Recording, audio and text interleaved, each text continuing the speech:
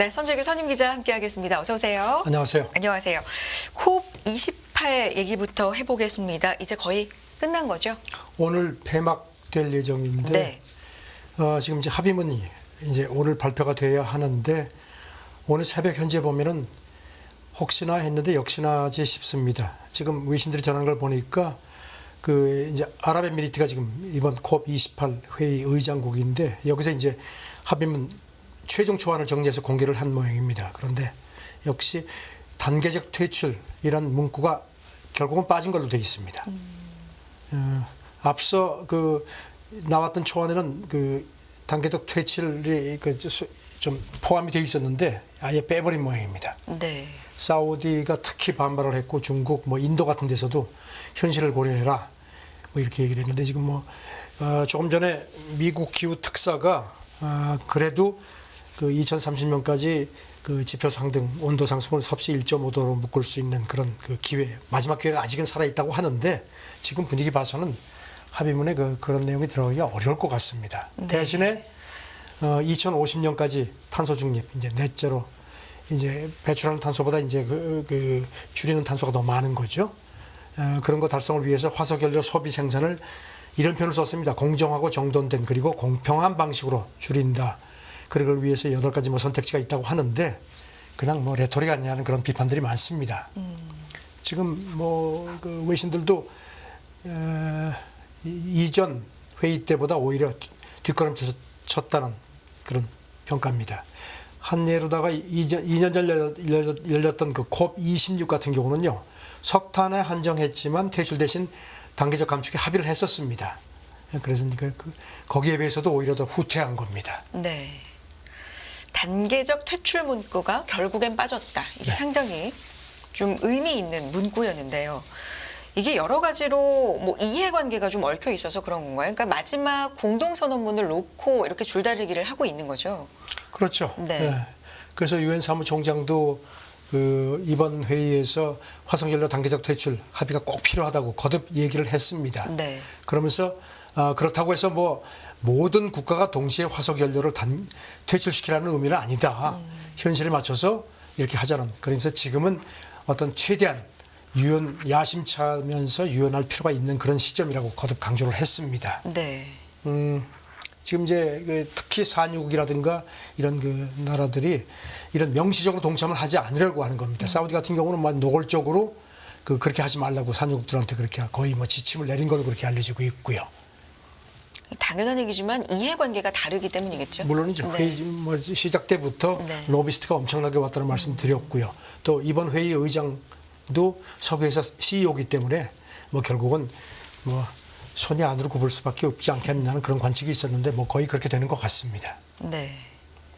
주요 인사들 발언들도 좀 정리해 주시죠. 어떤 얘기들 구체적으로 하고 있나요? 유럽연합, 뭐 독일, 미국 쪽 얘기는 큰일 났다. 네. 고통을 감내를 해야 된다. 빠를수록 그러니까 매도 미리 맞는 게 좋다는 그런 얘기를 하고요. 절충이 어렵다는 그런 얘기도 했습니다. 뭐 그 과학자들도 그렇고 지금 이 오펙 때문에 그렇다는 그런 비판이 많고요. 반면에 사우디 인사는 뭐 전혀 물러날 기세가 아닙니다.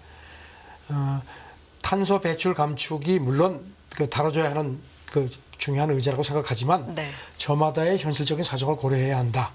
그러면서 우리가 지금 사는 오늘날의 현실하고 기후위기 해법이 연결돼야 되는 거 아니냐. 뭐 이렇게 아주 전혀 물러나지 않습니다. 뭐 의견 입장 차가 워낙에 크네요. 네, 큽니다. 네. 이런 가운데 그 국제에너지기구가 성명을 냈는데요. 이 국제에너지기구는 이제 석유 소비국들을 대표하는 기관인데 그럼에도 불구하고 상당히 지금 이 큰일 났다는 식의 그런 성명을 냈습니다. 성명을 보면은 각국이 설사 지금까지 한 약속을 다 지켜도 2030년까지 온실가스가 고작 40억 톤 정도 줄어드는데 그칠 거다.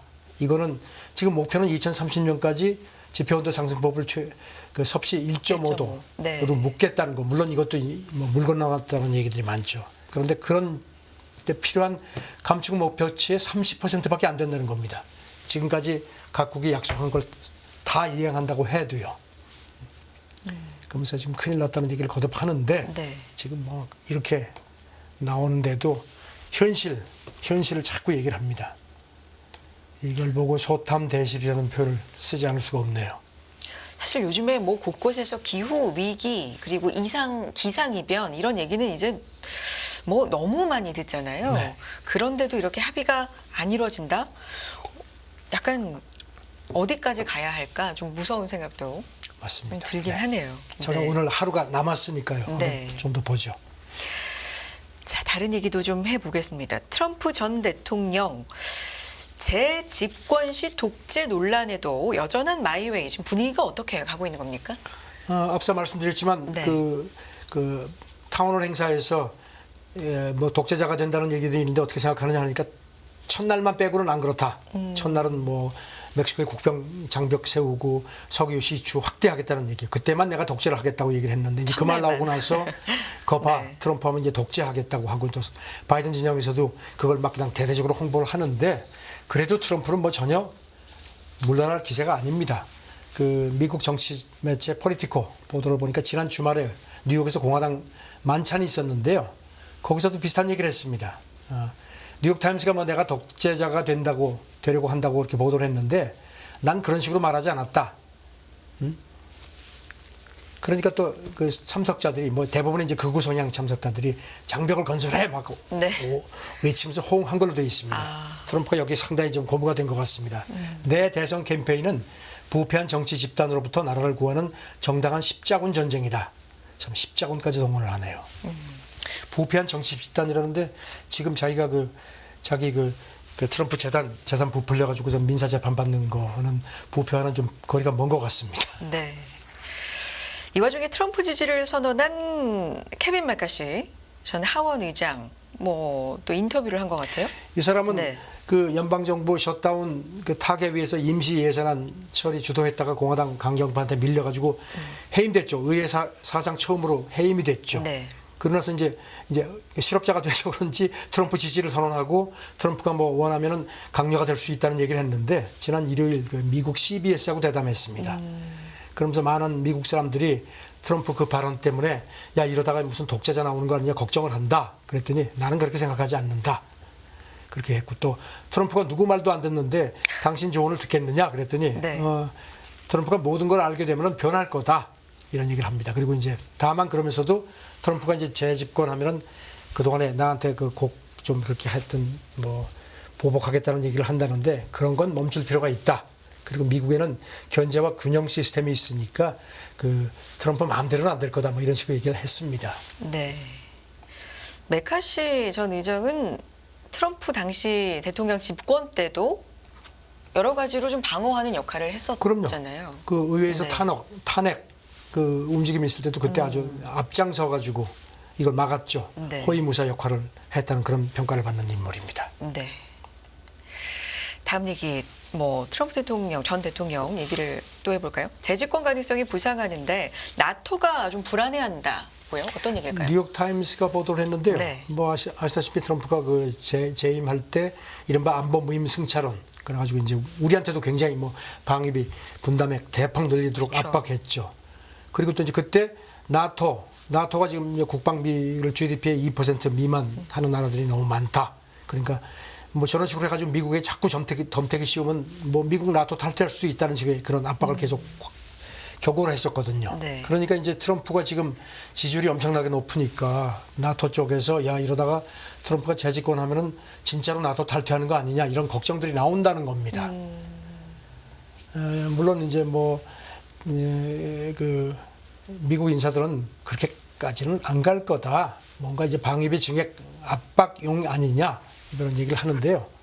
그래서 그런지 지금 보니까 유럽 외교관들, 미국에 있는 유럽 외교관들이 지금 뭐 트럼프 쪽하고 접촉하려고 굉장히 노력을 한다는 겁니다. 특히 한 예로다가 미국에 있는 그 핀란드 대사가 그 핀란드가 이제 최근에 나토에 신규 가입했죠.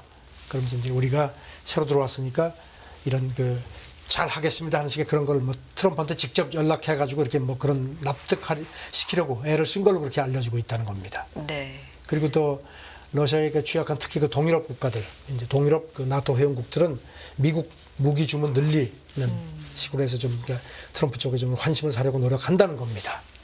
트럼프 의중을 좀 알아보기 위해서 예. 좀 노력을 한다. 그런 가운데 이런 나토 탈퇴 위협은 좀 제스처에 불과하다라는 주장도 있죠. 예, 네. 한예로다가 린지 그레이엄 공화당 상원의원도 이 사람 이제 트럼프 측근으로 분류가 되는데 트럼프가 그렇게 말은 하지만 탈퇴까지는 하지 않을 거다. 그러니까 기본적으로 나토 유럽 회원국들이 군비를 더 지출하게 하려는 그런 거고 그렇게 되면 미국에 뭐 반가운 거 아니냐 뭐 이런 식으로 지적을 했습니다. 네. 이런 가운데 지금 그 미국의 그 보수 싱크탱크 헤리티지가 지난달 초에 그 유럽 그 싱크탱크 관계자들을 초청을 했는데 그때 이제 그 포럼에요. 트럼프 행정부 국가안보회의 대변을 지낸 인물이 이제 참석을 해서 이제 트럼프가 이제 그 유럽국들의 그 군비 확대에 대한 그 최후 통첩 재집권을 할 가능성이 있다 이렇게 얘기를 했다는 겁니다. 네. 그러니까 이제 그랬더니 그 당시에 그 독일 정치인도 이 사람한테 다가와서 우리하고 좀 충분히 얘기를 좀 하자 이런 식으로 좀 이렇게 좀 회유를 좀 하고 했다는 겁니다. 자, 그냥 트럼프 재집권 가능성이 높아지는 상황에서 지금 유럽이 상당히 긴장을 하는 모습입니다. 네. 물론 뚜껑은 열어봐야 되지만요. 그렇죠. 이 얘기가 내년 이 미국 대선까지 얼마나 많은 이런 또 뒤집히고 새로운 얘기들이 많이 나오겠습니까요? 한 달 후쯤 지금 공화당 첫 그 당원대회가 열리니까요. 이제 경선 그 시작이 되니까 이제 그때 보면 지금도 지금 뭐 공화당 그 트럼프 지지율이 뭐 오늘 새벽에도 보니까 50% 넘는 걸로 나와 있습니다. 일단 지금 굉장히 뭐 고공행진을 하고 있기 때문에 그렇습니다. 네, 이런 부분들 얘기가 많이 나오고 있고요. 다음 얘기해 보겠습니다. 우크라이나가 소모전을 통해 미국 자원을 빨아들이는 뭐 미국의 제2의 베트남이 될 수 있다. 러시아 인사가 이런 얘기를 한 겁니까? 네, 네. 미국 CNBC가 쭉 정리를 했는데요. 바이든이 그 지난주에 그 공화당 쪽에 지금 우크라이나 추가 지원하고 저 이스라엘 그 지원 예산해서 전부 한 1,100억 달러 정도 긴급 지출 법안을 제출했는데 특히 상원 공화당 이거 견제를 하고 있거든요. 그러니까 네. 이제 공화당 쪽에다가 우크라이나 좀 도와달라 하면서 만약에 러시아가 우크라이나 전쟁에서 이기면은 나토 동맹국도 공격하고 미군까지 전쟁에 들어갈 수 있는 그런 정도로 모스크바가 강해지면 어떡하겠느냐 뭐 이런 식으로 경고를 했다는 겁니다. 네. 예, 공화당이 지금 뭐 이거를 놓고선 그 이민 규제 뭐 강하게 하라는 식의 어떤 그 바터를 놓고 계속 기싸움 하는 상황이거든요. 그 러시아가 뭐 발끈합니다. 푸틴이 승리하도록 내버려둘 수 없다는 발언에 대해서 아주 강하게 비판을 했습니다. 주미 그 러시아 대사가 이런 발언은 그 도저히 용납할 수 없는 도발적 수사다 이렇게 얘기를 했습니다. 이 발언은 바이든 대통령이 한 거죠? 그렇죠. 네. 그리고 지금 저 트럼프가 지난 5월에 인터뷰에서 그런 얘기를 했죠. 내가 대통령이었으면은 우크라이나 전쟁 단 하루 만에 끝날 거라고 얘기를 한 걸 이제 뉴욕타임스가 상기시켰습니다. 네. 그 트럼프는 다른 인터뷰에서도 그런 얘기를 했죠. 우크라이나가 동부 지역을 러시아에 넘기고 그리고 평화 협상을 하는 게 어떻겠느냐 이게 현실이라는 얘기를 했는데 그러니까 이제 우크라이나가 그때도 발끈을 했었거든요. 그래서 이런 그 맥락으로 푸틴이 미국 대선에서 트럼프가 재집권할 경우에 그 평화협상에서 좀 자기들이 유리할 수 있을 걸로 그렇게 계산을 해서 전쟁을 질질 끄는 게 아니냐 하는 그런 관측도 일각에서 나온다는 겁니다. 네. 어쨌든 지금 전 세계에서는 두 개의 전쟁이 동시에 진행되고 있고 바이든한테는 불리하죠. 네. 빨리 좀 뭐 어떤 의미, 인도주의적인 의미에서도 그렇고 좀 마무리가 끝났으면 하는 바람 뭐 계속 있죠. 다음 얘기입니다. 중국과 필리핀이 남중국해에서 지금 이틀째 물리적인 충돌이 있다고요. 네, 그저께 어제 또 물리적 충돌인데 이게 무슨 뭐 서로 뭐 이렇게 뭐 군사적으로 충돌한 건 아니고요. 네. 그 지금 서로 주장이 다릅니다. 필리핀 그 선박이 이제 필리핀은 그 지역이 이제 자기들 지역이라고 해서 얘기를 하니까요.